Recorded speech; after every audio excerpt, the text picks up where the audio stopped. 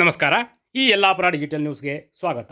ವೀಕ್ಷಕರೇ, ವೈವಿಧ್ಯಮಯ ಸುದ್ದಿಗಳನ್ನು ನಿರಂತರವಾಗಿ ವೀಕ್ಷಿಸಲು ಈ ಯಲ್ಲಾಪುರ ಡಿಜಿಟಲ್ ನ್ಯೂಸ್ ಯೂಟ್ಯೂಬ್ ಚಾನಲನ್ನು ಸಬ್ಸ್ಕ್ರೈಬ್ ಮಾಡಿ. ಸುದ್ದಿ, ಜಾಹೀರಾತು, ಪ್ರಚಾರಕ್ಕಾಗಿ ನಮ್ಮನ್ನು ಸಂಪರ್ಕಿಸಿ. ಸದಾಶಿವಸಮಾರಂಭಾಂ ಶಂಕರಾಚಾರ್ಯ ಮಧ್ಯಮಾಂ ಅಸ್ಮದಾಚಾರ್ಯಪರ್ಯಂತಾಂ ವಂದೇ ಗುರುಪರಂಪರಾಂ. ಶ್ರುತಿಸ್ಮೃತಿಪುರಾಣಾನಾಂ ಆಲಯಂ ಕರುಣಾಲಯಂ ನಮಾಮಿ ಭಗವತ್ಪಾದಶಂಕರಂ ಲೋಕಶಂಕರಂ. ಶಂಕರಂ ಶಂಕರಾಚಾರ್ಯಂ ಕೇಶವಂ ಬಾದರಾಯಣಂ ಸೂತ್ರಭಾಷ್ಯಕೃತೌ ವಂದೇ ಭಗವಂತೌ ಪುನಃ ಪುನಃ. ಈಶ್ವರೋ ಗುರುರಾತ್ಮೇತಿ ಮೂರ್ತಿಭೇದವಿಭಾಗಿನೇ ವ್ಯೋಮವದ್ವ್ಯಾಪ್ತದೇಹಾಯ ದಕ್ಷಿಣಾಮೂರ್ತಯೇ ನಮಃ. ದಕ್ಷಿಣಾಮೂರ್ತಯೇ ನಮಃ.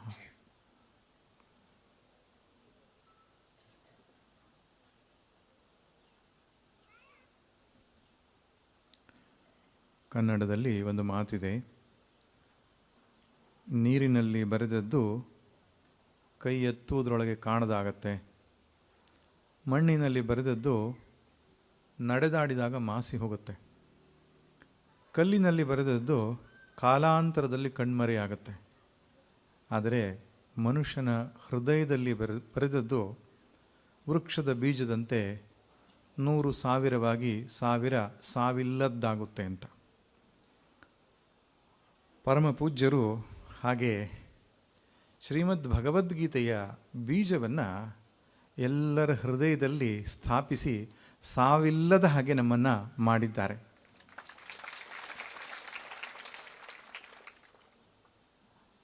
ಈ ಸಲ ಭಗವದ್ಗೀತಾ ಅಭಿಯಾನದಲ್ಲಿ ಇದು 3ನೇ ಬಾರಿ ನಾನು ಪ್ರತ್ಯಕ್ಷವಾಗಿ ಭಾಗವಹಿಸ್ತಾ ಇರುವವನು. ಬಿಜಾಪುರದ ಕಾರ್ಯಕ್ರಮಕ್ಕೂ ಗುರುಗಳು ನನ್ನನ್ನು ಆಹ್ವಾನಿಸಿದರು. ತದನಂತರ ಕೋಲಾರದ ವಿಪ್ರ ಸಮಾಜದ ವತಿಯಿಂದ 5 ದಿನಗಳ ಕಾಲ ಭಗವದ್ಗೀತಾ ಅಭಿಯಾನದ ಅಡಿಯಲ್ಲಿ 9ನೇ ಅಧ್ಯಾಯದ ಕುರಿತಾಗಿ ಉಪನ್ಯಾಸವನ್ನು ಏರ್ಪಡಿಸಿದರು. ಅದರಲ್ಲಿಯೂ ಕೂಡ ಭಾಗವಹಿಸುವ ಅವಕಾಶ ನನಗೆ ಸಿಕ್ಕಿತ್ತು. ಇದು ಉತ್ತರ ಕನ್ನಡ ಜಿಲ್ಲಾ ಅಭಿಯಾನದ ಒಂದು ಸಮಾರೋಪ ಕಾರ್ಯಕ್ರಮ.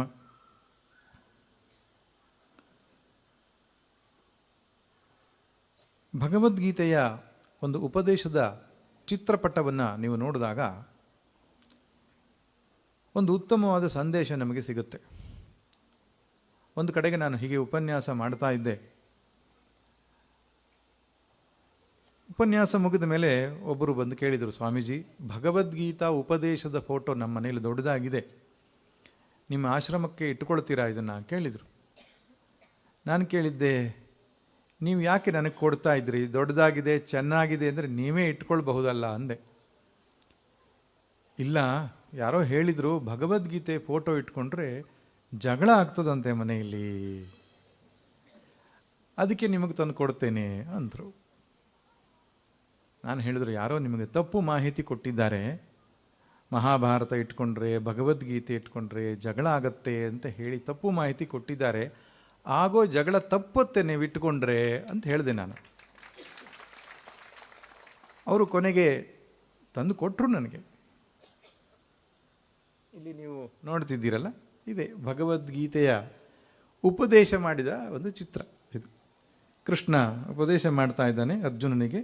ಇಲ್ಲಿ ರಥ ಇದೆ, ಆ ಕಡೆ ಈ ಕಡೆ ಸೈನ್ಯ ತೋರಿಸ್ಲಿಕ್ಕೆ ಜಾಗ ಇಲ್ಲ. ಸಾಮಾನ್ಯವಾಗಿ 7-11 ಅಕ್ಷೋಹಿಣಿ ಸೈನ್ಯವನ್ನು ತೋರಿಸಿ ಮಧ್ಯದಲ್ಲಿ ಅರ್ಜುನ ಕೃಷ್ಣನ ಪಾದದ ಬುಡದಲ್ಲಿ ನಮಸ್ಕರಿಸ್ತಾನೆ.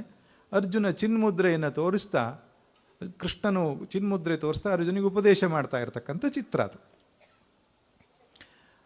ಆ ಚಿತ್ರ ಬಹಳ ಅದ್ಭುತವಾದ ಸಂದೇಶವನ್ನು ಕೊಡುತ್ತೆ ನಮಗೆ. ಮೊದಲನೇ ಸಂದೇಶ ಏನು ಅಂದರೆ, ಭಗವದ್ಗೀತೆ ಉಪದೇಶಿಸಿದ್ದು ಒಂದು ರಣರಂಗದಲ್ಲಿ ಅಂತ, ಒಂದು ಯುದ್ಧರಂಗದ ಮಧ್ಯದಲ್ಲಿ. ಗೀತೆಯನ್ನು ಉಪದೇಶಿಸಿದವನು ಸನ್ಯಾಸಿ ಅಥವಾ ಋಷಿ ಅಲ್ಲ, ಕೇಳಿದವನು ಒಬ್ಬ ಸನ್ಯಾಸಿ ಅಲ್ಲ. ವ್ಯವಹಾರ ಪ್ರಪಂಚದಲ್ಲಿ ಚೆನ್ನಾಗಿ ತಮ್ಮನ್ನು ತೊಡಗಿಸಿಕೊಂಡಂತಹ ಸದ್ಗೃಹಸ್ಥರು.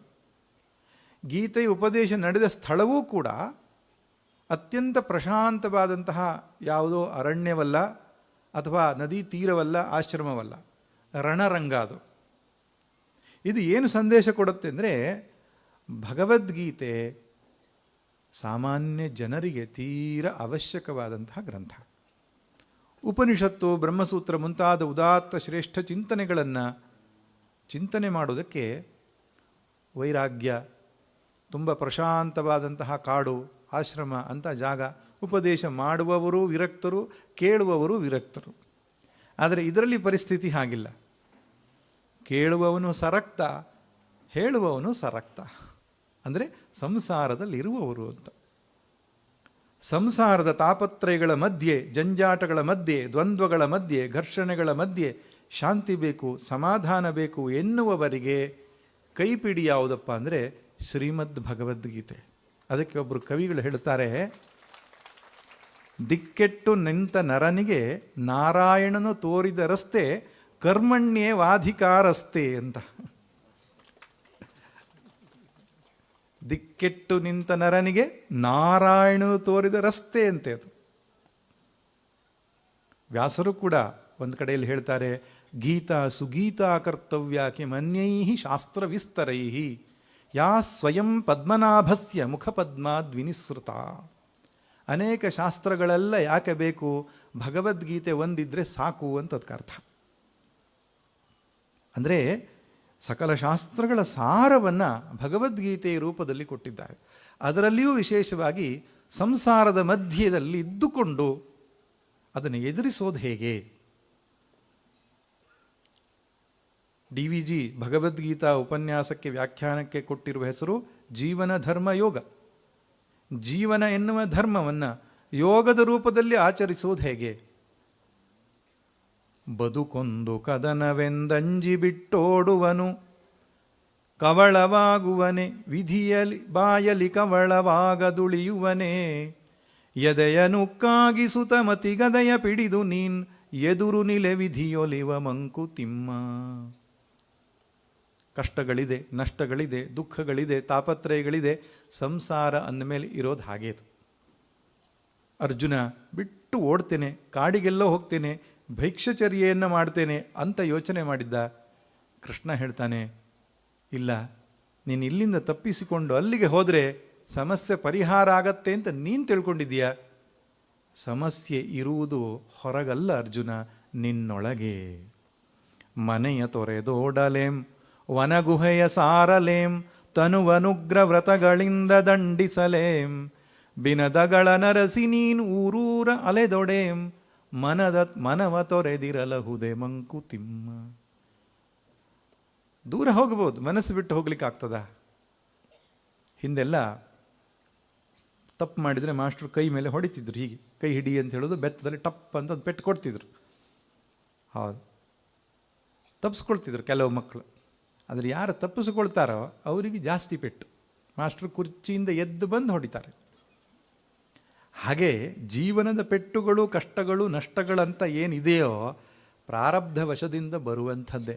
ನಾವು ಇಲ್ಲಿ ತಪ್ಪಿಸ್ಕೊಂಡು ಇನ್ನೊಂದು ಕಡೆಗೆ ಹೋದ ಮಾತ್ರಕ್ಕೆ ಇಲ್ಲ, ಕಷ್ಟಗಳ ಅಲ್ಲಿ ಬೇರೆ ಬಾಸ್ ಬರ್ತಾನೆ, ಇಲ್ಲಿ ಈ ಹೆಂಡತಿಯಲ್ಲ ಇನ್ನೊಬ್ರು ಯಾರೋ ವ್ಯಕ್ತಿ ಬರ್ತಾನೆ. ಸಮಸ್ಯೆ ಅನ್ನುವಂಥದ್ದು ಹೊರಗಡೆಗೆ ಇರುವಂಥದ್ದಲ್ಲ, ಒಳಗಡೆಗೆ ಇರುವಂಥದ್ದು. ಉದ್ಧರೇದಾತ್ಮನಾತ್ಮಾನಂ ನಾತ್ಮಾನಮವಸಾದಯೇತ್. ನಿನ್ನನ್ನು ನೀನು ಮೇಲೆತ್ಕೋ. ಕ್ಲೈಬ್ಯಂ ಆಸ್ಮಗಮಃ ಪಾರ್ಥ ನೈತತ್ವಯುಪಪದ್ಯತೆ ಕ್ಷುದ್ರಂ ಹೃದಯ ದೌರ್ಬಲ್ಯಂ ತ್ಯಕ್ತ್ವಾ ಉತ್ತಿಷ್ಠ ಪರಂತಪ.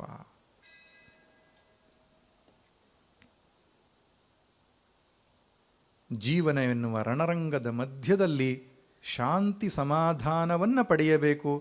ಭಗವದ್ಗೀತೆಯನ್ನು ತಿಳಿದುಕೊಳ್ಬೇಕು.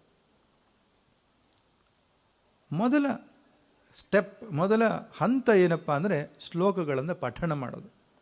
ಅಜ್ಞೇಭ್ಯೋ ಗ್ರಂಥಿನ ಶ್ರೇಷ್ಠಾ ಗ್ರಂಥಿಭ್ಯೋ ಧಾರಿಣೋ ವರಾಹ ಧಾರಿಭ್ಯೋ ಜ್ಞಾನಿನ ಶ್ರೇಷ್ಠಾ ಜ್ಞಾನಿಭ್ಯೋ ವ್ಯವಸಾಯಿನಃ ಅಂತ ಒಂದು ಮಾತಿದೆ. ಮೊದಲು ಭಗವದ್ಗೀತೆ ಅಂತ ಪುಸ್ತಕ ಇದೆ ಅಂತ ಗೊತ್ತಾಗಬೇಕು ನಮಗೆ, ಅದು ಮುಖ್ಯ. ಅದೇ ದೊಡ್ಡ ಸಮಸ್ಯೆ ಆಗಿದೆ ನಮ್ಮಲ್ಲಿ ಇವಾಗ. ಅನ್ಯಮತೀಯರಿಗೆ ತಮ್ಮ ಧರ್ಮಗ್ರಂಥ ಯಾವುದು ಅಂದರೆ ಥಟ್ಟನೆ ಹೇಳಿಬಿಡ್ತಾರೆ. ನಮ್ಮ ಮಕ್ಕಳಿಗೆ ಧರ್ಮಗ್ರಂಥ ಯಾವುದು ಅಂದರೆ ಯಾವುದು ಅಂತ ವಿಚಾರ ಮಾಡೋ ಸ್ಥಿತಿ ಇದೆ. ಅಕಸ್ಮಾತ್ ಭಗವದ್ಗೀತೆ ವೇದಗಳು ಅಂತ ಹೇಳಿದರೂ ಕೂಡ ಭಗವದ್ಗೀತೆಯಲ್ಲಿ ಎಷ್ಟು ಅಧ್ಯಾಯ ಇದೆ? ಯಾಕೆ? ನಾವು ಮಾಡಿರ್ತಕ್ಕಂಥ ದೊಡ್ಡ ತಪ್ಪು, ನಾವು ಅಧ್ಯಯನ ಮಾಡಿಲ್ಲ, ಮುಂದಿನ ತಲೆಮಾರಿಗೆ ಅದನ್ನು ಹೇಳಿಕೊಡಲಿಲ್ಲ. ಅನ್ಯ ಧರ್ಮೀಯರಿಂದ ನಾವು ಕಲಿಯಬೇಕಾದಂತಹ ಒಂದು ಗುಣ ಏನು ಗೊತ್ತಿದೆಯಾ? ಅವರ ಧರ್ಮ ಗ್ರಂಥ, ಅವರ ಗುರುಗಳು, ಅವರ ಆಚರಣೆ, ಅದರ ಬಗ್ಗೆ ಬಲವಾದ ಶ್ರದ್ಧೆ, ಬಲವಾದಂತಹ ಒಂದು ಆಸಕ್ತಿ ನಾವು ಕಲ್ತ್ಕೊಳ್ಬೇಕು. ನಮ್ಮಲ್ಲಿ ಮಹೋನ್ನತವಾದ ಶ್ರೇಷ್ಠ ಗ್ರಂಥ ರಾಶಿಗಳಿವೆ.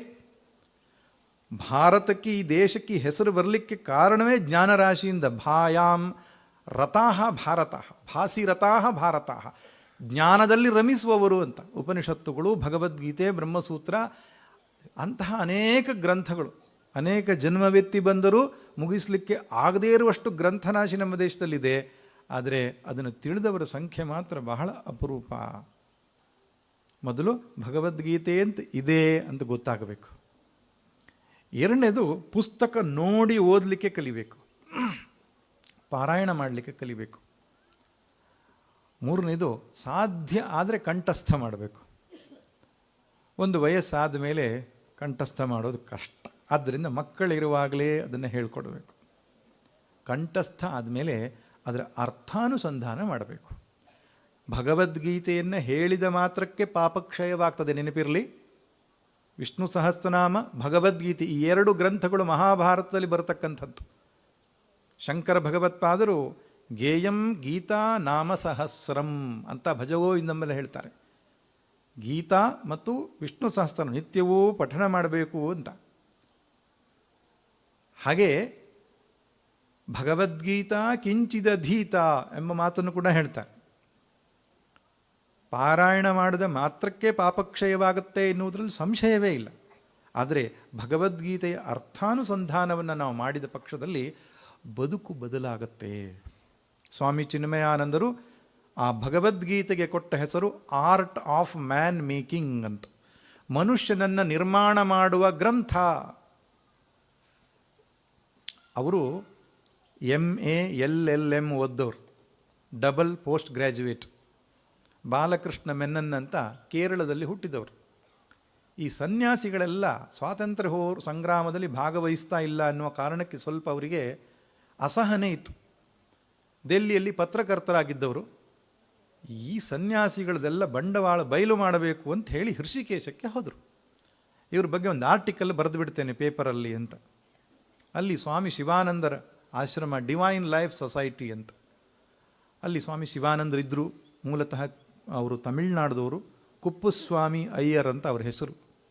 ಡಾಕ್ಟ್ರಾಗಿ ಸಿಂಗಾಪುರ್ ಮುಂತಾದ ದೇಶಗಳಲ್ಲಿ ಡಾಕ್ಟ್ರಾಗಿ ಪ್ರಾಕ್ಟೀಸ್ ಮಾಡಿ ನಂತರ ವಿರಕ್ತರಾಗಿ ಆ ಹಿಮಾಲಯದ ತಪ್ಪಲಲ್ಲಿ ಬಂದು ಸಾಧನೆಯನ್ನು ಮಾಡ್ತಾ ಅಲ್ಲಿ ಆಶ್ರಮವನ್ನು ಮಾಡಿಕೊಂಡಿದ್ದರು. ಡಿವೈನ್ ಲೈಫ್ ಸೊಸೈಟಿ, ದಿವ್ಯ ಜೀವನ ಸಂಘ ಅಂತ ಕನ್ನಡದಲ್ಲಿ ಕೆಲವು ಸಂಸ್ಥೆಗಳಿವೆ. ಅಲ್ಲಿ ಇವರು ಹೋದರು. ಬಾಲಕೃಷ್ಣ ಮೆನನ್ ಅಂದರೆ ಸ್ವಾಮಿ ಚಿನ್ಮಯಾನಂದರ ಪೂರ್ವಾಶ್ರಮದ ಹೆಸರು. ಅಲ್ಲಿ ಹೋಗಿ ನೋಡ್ತಾರೆ. ಪ್ರಾತಃ ಕಾಲ ಚತುರ್ವಾದನ ಉತ್ಥಾನ ಅವರದು. 4 ಗಂಟೆಗೆ ಏಳ್ತಾರೆ. ಯೋಗಾಸನ ಪ್ರಾಣಾಯಾಮಗಳನ್ನು ಮಾಡ್ತಾರೆ. ಭಗವದ್ಗೀತೆ ಮುಂತಾದ ಗ್ರಂಥಗಳನ್ನು ಪಾರಾಯಣ ಮಾಡ್ತಾರೆ. ಧ್ಯಾನಾಭ್ಯಾಸ ಮಾಡ್ತಾರೆ. ಉಳಿದವರಿಗೆ ಈ ಆಧ್ಯಾತ್ಮಿಕ ಮಾರ್ಗದರ್ಶನ ಮಾಡ್ತಾರೆ. ಬಿಡುವಿನ ವೇಳೆಯಲ್ಲಿ ಸ್ಟೆಥೋಸ್ಕೋಪ್ ಹಾಕ್ಕೊಂಡು ಜನಸೇವೆಯನ್ನು ಮಾಡ್ತಾರೆ. ಸಂಜೆ ಹೊತ್ತು ಮತ್ತೆ ಭಜನೆ, ಧ್ಯಾನ. 3-4 ದಿನಗಳ ಕಾಲ ಅವರ ಬಗ್ಗೆ ಆರ್ಟಿಕಲ್ ಬರೀಲಿಕ್ಕೆ ಹೋದಂತಹ ಬಾಲಕೃಷ್ಣ ಮೆನನ್ ಹೇಳ್ತಾರೆ, ಸ್ವಾಮೀಜಿ ನನಗೂ ಸನ್ಯಾಸ ಕೊಡಿ. ಯಾಕೆ? ಇದರಿಂದ ಜೀವನ ಬದಲಾವಣೆ ಆಗುತ್ತದೆ, ಲೌಕಿಕ ಜಗತ್ತಿನ ಮಾಹಿತಿಯಿಂದ ಅಲ್ಲ. ಅಧ್ಯಾತ್ಮ ಜೀವನವೇ ಬದುಕನ್ನು ಸುಧಾರಿಸುವ ಉಪಾಯ ಎಂಬುದನ್ನು ಕಂಡುಕೊಂಡವರು. ಈಗ ಸ್ವಾಮೀಜಿ ಹೇಳ್ತಾರೆ, ನೀನು ಯಾಕೆ ಬಂದಿದ್ದು ಇಲ್ಲಿಗೆ? ನಾನು ಆರ್ಟಿಕಲ್ ಬರೀಲಿಕ್ಕೆ ಬಂದಿದ್ದು. ಓಹೋ, ಈಗ ಮತ್ತೇನು ಬದಲಾವಣೆ ಆಯಿತು? ಇಲ್ಲ, ನಿಮ್ಮ ಶಾಂತಿ, ಸಮಾಧಾನ, ತೃಪ್ತಿಯನ್ನು ನೋಡಿದ ಮೇಲೆ ನನಗೂ ನಿಮ್ಮ ಹಾಗೆ ಆಗಬೇಕು ಅನ್ನಿಸ್ತು. ಅಷ್ಟು ಸುಲಭವಾಗಿ ಪರ್ಮಿಷನ್ ಕೊಡಲಿಕ್ಕೆ ಆಗಲ್ಲ. ಹೋಗ್ರಿ ನೀವು, ನೋಡೋಣ, ಸಮಯ ಬರಲಿ ಅಂತ ಹೇಳಿ ಅನೇಕ ವರ್ಷಗಳ ನಂತರ ಇವರು ಪದೇ ಪದೇ ಪತ್ರ ಬರೋದು, ಅವರು ರಿಜೆಕ್ಟ್ ಮಾಡೋದು. ಕೊನೆಗೂ ಶಿವರಾತ್ರಿಯ ದಿನ ಅವರಿಗೆ ಸನ್ಯಾಸ ದೀಕ್ಷೆ ಕೊಟ್ಟರು. ಆ ಸ್ವಾಮಿ ಚಿನ್ಮಯಾನಂದರು ತಮ್ಮ ಇಡೀ ಜೀವನವನ್ನು ಪೂರ್ತಿ ಭಗವದ್ಗೀತೆಯನ್ನು ಪ್ರಚಾರ ಮಾಡಲಿಕ್ಕೆ ಮೀಸಲಾಗಿಟ್ಟರು. ಯಾಕೆ? ಭಗವದ್ಗೀತೆಯೊಂದನ್ನು ಚೆನ್ನಾಗಿ ಜನರಿಗೆ ಮುಟ್ಟಿಸಿ ಬಿಟ್ಟರೆ ಭಾರತೀಯ ಸಂಸ್ಕೃತಿ ಸದಾ ಬೆಳಗತ್ತೆ ಎನ್ನುವುದನ್ನು ಅವರು ಕಂಡುಕೊಂಡರು. ಆದ್ದರಿಂದ ಆ ಗೀತೋಪದೇಶದ ಫೋಟೋದಲ್ಲಿ ನಾವು ಮೊದಲು ಕಾಣತಕ್ಕಂಥ ದೃಶ್ಯ, ರಣರಂಗದ ಮಧ್ಯೆ ಕೃಷ್ಣಾರ್ಜುನರ ಸಂವಾದ ನಡೀತಾ ಇದೆ. ಎರಡನೇ ಸಂಗತಿ ಏನಪ್ಪ ಅಂದರೆ, ಕೃಷ್ಣ ನಮಸ್ಕಾರ ಮಾಡಿದ್ದಾನೆ. ಮೊದಲನೇ ಸಂಗತಿ ಕರ್ಮಯೋಗ ಎಂಬುದಾಗಿ. ಕರ್ಮಯೋಗ ಅಂತ ಹೇಳಿದರೆ ಏನು? ಎಲ್ಲಿಗೂ ದೂರ ಹೋಗೋದಲ್ಲ, ನಮ್ಮ ನಿತ್ಯ ಕರ್ಮಗಳನ್ನು ಮಾಡ್ತಾ ಮಾಡ್ತಾ ಅದನ್ನು ಅಧ್ಯಾತ್ಮ ಸಾಧನೆಯಾಗಿ ಪರಿವರ್ತಿಸಿಕೊಳ್ಳುವಂಥದ್ದು. DVGಯ ಭಾಷೆಯಲ್ಲಿ ಹೇಳೋದಾದರೆ, ಇರುವ ಕೆಲಸವ ಮಾಡು ಕಿರಿದನದೆ ಮನವಿಟ್ಟು ದೊರೆತುದ ಹಸಾದವೆಂದುಣ್ಣು ಗೊಣಗಿಡದೆ ಧರಿಸು ಲೋಕದ ಭರವ ಪರಮಾರ್ಥವನು ಬಿಡದೆ ಹೊರಡು ಕರೆ ಬರಲಳದೆ ಮಂಕುತಿಮ್ಮ. ಇಡೀ ಕರ್ಮಯೋಗದ ಸೂತ್ರವನ್ನು ಒಂದು ಕಗ್ಗದಲ್ಲಿ ಹೇಳಿದ್ದಾರೆ. ಇರುವ ಕೆಲಸವ ಮಾಡು ಕಿರಿದನದೆ ಮನವಿಟ್ಟು ದೊರೆತುದ ಪ್ರಸಾದವೆಂದುಣ್ಣು ಗೊಣಗಿಡದೆ ಧರಿಸು ಲೋಕದ ಭರವ ಪರಮಾರ್ಥವನ್ನು ಬಿಡದೆ. ಅರ್ಥ ಆಗ್ತದೆ ಅಂತ ಭಾವಿಸ್ತೇನೆ ನಾನು. ಹೊರಡು ಕರೆ ಬರಲ್ ಅಳದೆ, ಕೊನೆಯ ಕರೆ ಬಂದಾಗ ಅಳದೆ ನಡೆದು ಬಿಡು ಅಂತ ಕರ್ಮಯೋಗ ಆಯಿತು. ಇನ್ನೊಂದು ಏನಪ್ಪ ಅಂದರೆ ಭಕ್ತಿ ಯೋಗ. ಅರ್ಜುನ ನಮಸ್ಕಾರ ಮಾಡಿದ್ದಾನೆ, ಕೃಷ್ಣನ ಪದತಲಕ್ಕೆ ತನ್ನನ್ನು ಸಮರ್ಪಿಸಿಕೊಂಡಿದ್ದಾನೆ. ಮೊದಲು ಭಾವ ನೆಂಟ ಅಂತ ಭಾವಿಸಿಕೊಂಡವನು ಈಗ ಗೊತ್ತಾಗಿದೆ ಕೃಷ್ಣ ಯಾರು ಅಂತ. ಕೃಷ್ಣ ಜಗತ್ ಸೃಷ್ಟಿ ಸ್ಥಿತಿಲಯಕರ್ತನಾದಂತಹ ಪರಮಾತ್ಮ ಎಂಬುದನ್ನು ಅರ್ಥ ಮಾಡಿಕೊಂಡಿದ್ದಾನೆ. ಅಧ್ಯಾಯ 7ರಿಂದ ಆರಂಭ ಮಾಡಿ ಅಧ್ಯಾಯ 12ರ ತನಕ ಭಕ್ತಿಯೋಗ. ಭಗವಂತನನ್ನು ಪ್ರೀತಿಸುವುದು ಹೇಗೆ, ಭಕ್ತರು ಯಾರು, ಭಕ್ತಿಯ ಮಾರ್ಗದಲ್ಲಿ ನಡೆಯುವುದಕ್ಕಿರತಕ್ಕಂತಹ ದಾರಿಗಳು ಯಾವುದು, ಅತ್ಯಂತ ಸುಂದರವಾಗಿ ವರ್ಣಿಸಿರುವ ಮಧ್ಯಮ ಷಟ್ಕ ಅಂತ ಕರೀತಾರೆ. ಅದರಲ್ಲಿ ಒಂದು ಮಾತು ಹೇಳ್ತಾನೆ ಕೃಷ್ಣ, ನಮಾಂ ದುಷ್ಕೃತಿನೋ ಮೂಢಾಃ ಪ್ರಪದ್ಯಂತೆ ನರಾಧಮಾಃ ಮಾಯಯಾಪ ಹೃತಜ್ಞಾನಾಃ ಆಸುರಂ ಭಾವಮಾಶ್ರಿತಾಃ. ಎಷ್ಟೋ ಜನ ಕೇಳ್ತೇವಲ್ಲ, ದೇವರಲ್ಲಿ ಭಕ್ತಿ ಯಾಕೆ ಬರಲ್ಲ ನಮಗೆ ಅಂತ. ಅದಕ್ಕೆ ಕೃಷ್ಣ ಕೊಟ್ಟ ಉತ್ತರ ಏನು? ದುಷ್ಕೃತಿನಃ ನ ಮಾಂ ಪ್ರಪದ್ಯಂತೆ ಅಂತ. ಯಾರಲ್ಲಿ ಪಾಪ ಇದೆಯೋ ಅವರಿಗೆ ಭಗವಂತನಿಗೆ ಶರಣಾಗಬೇಕು ಅಂತ ಅನಿಸೋದಿಲ್ಲ ಅಂತ ಹೇಳ್ತಾನೆ. ಭಗವಂತನಲ್ಲಿ ಶ್ರದ್ಧೆ ಮತ್ತು ಭಕ್ತಿ ಇದೆ ಅಂದ್ರೆ ಅರ್ಥ ಪೂರ್ವದ ಸುಕೃತ ಪುಣ್ಯ ಇದೆ ಅಂತ. ಮೋಘಾಶ ಮೋಘಕರ್ಮಾಣ ಮೋಘಜ್ಞಾನ ವಿಚೇತಸಾಹ ರಾಕ್ಷಸೀಂ ಆಸುರೀಂ ಚೈವ ಪ್ರಕೃತಿಂ ಮೋಹಿನೀಂ ಶ್ರಿತಃ. 9ನೇ ಅಧ್ಯಾಯದ ಅದೇ ವಿಷಯ ಹೇಳ್ತಾನೆ ಅವನು. ರಾಕ್ಷಸಿ ಆಸುರಿ ಪ್ರಕೃತಿಯನ್ನು ಉಳ್ಳವರು ವ್ಯರ್ಥ ಕರ್ಮ, ವ್ಯರ್ಥ ಜ್ಞಾನ, ವ್ಯರ್ಥ ಆಶೆ ಉಳ್ಳವರಾಗಿ ಬದುಕ್ತಾರೆ ಅಂತ. ಅಂದ್ರೆ ಅರ್ಥ ಇಷ್ಟೇ, ಭಗವಂತನಲ್ಲಿ ಭಕ್ತಿ ಬರಬೇಕು ಅಂದರೆ ಪಾಪಕ್ಷಯವಾಗಿರಬೇಕು. ಅದನ್ನು ರಿವರ್ಸ್ ಮಾಡಿದರೆ ಅರ್ಥ ಇಷ್ಟೇ, ನಮ್ಮ ಪಾಪಕ್ಷಯವಾಗಬೇಕು ಅಂದರೆ ಭಗವಂತನಲ್ಲಿ ಭಕ್ತಿ ಮಾಡಬೇಕು ಅಷ್ಟೇ. ಸರ್ವಧರ್ಮಾನ್ ಪರಿತ್ಯಜ್ಯ ಮಾಮೇಕಂ ಶರಣಂ ವ್ರಜ ಅಹಂತ್ವಾ ಸರ್ವ ಪಾಪೇಭ್ಯೋ ಮೋಕ್ಷಯಿಷ್ಯಾಮಿ. ಭಗವಂತನಿಗೆ ಅನನ್ಯವಾಗಿ ಶರಣಾದರೆ ಮತ್ಕರ್ಮಕೃನ್ ಮತ್ಪರಮಃ ಮದ್ಭಕ್ತ ಸಂಗವರ್ಜಿತ, ಅವನನ್ನೇ ಆಶ್ರಯಿಸಿ ಯಾರು ಅವನನ್ನು ಸ್ಮರಣೆ ಮಾಡ್ತಾರೋ ಅವರ ಪಾಪ ಕ್ಷಯವಾಗ್ತಾ ಚಿತ್ತದಲ್ಲಿ ಶಾಂತಿ ಸಮಾಧಾನ ತೋರುತ್ತೆ ಎಂಬುದಾಗಿ ಹೇಳ್ತಾನೆ.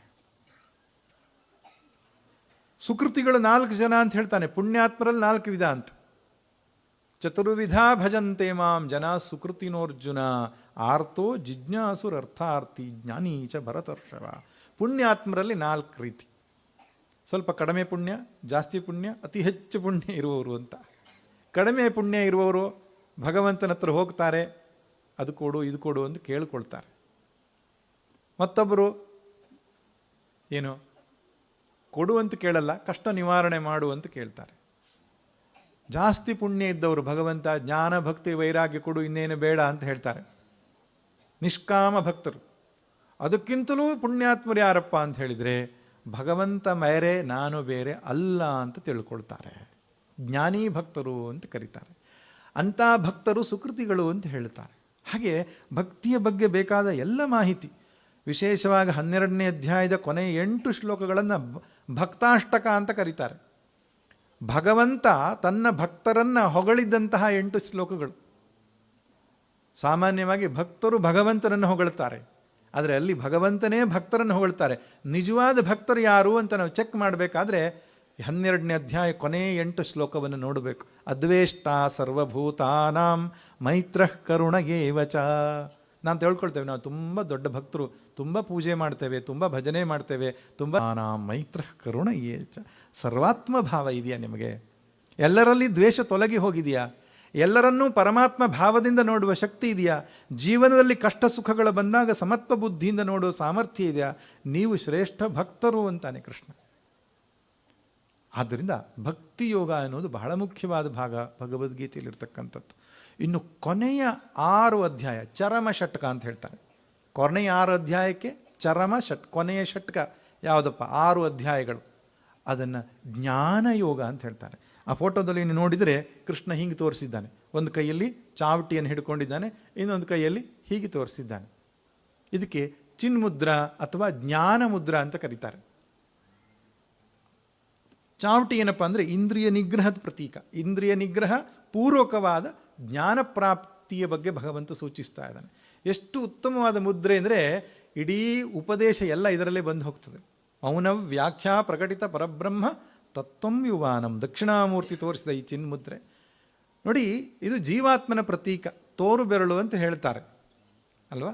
ಇಂಗ್ಲೀಷ್ನಲ್ಲಿ ಇಂಡೆಕ್ಸ್ ಫಿಂಗರ್ ಅಂತ ಹೇಳ್ತಾರೆ. ಸಂಸ್ಕೃತದಲ್ಲಿ ತರ್ಜನಿ ಅಂತ ಹೇಳ್ತಾರೆ. ತರ್ಜಯತಿ ಇತಿ ತರ್ಜನಿ. ಇನ್ನೊಬ್ಬರಿಗೆ ಹೆದರಿಸೋದೋ ಬೈಯೋದೋ ಇದೇ ಬೆರಳಲ್ಲಿ. ಇದು ಜೀವಾತ್ಮದ ಪ್ರತೀಕ. ಈ ಹೆಬ್ಬೆರಳು ಪರಮಾತ್ಮನ ಪ್ರತೀಕ. ಯಾಕೆಂದರೆ ಈ 4 ಬೆರಳುಗೆ ಆಧಾರಭೂತವಾದದ್ದು ಹೆಬ್ಬೆರಳು. ಭಗವಂತನು ವಿಶ್ವಾಧಾರಂ ಅಂತ ಕರಿತೇವೆ. ಜಗತ್ತಿಗೆ ಆಧಾರ ಅವನು.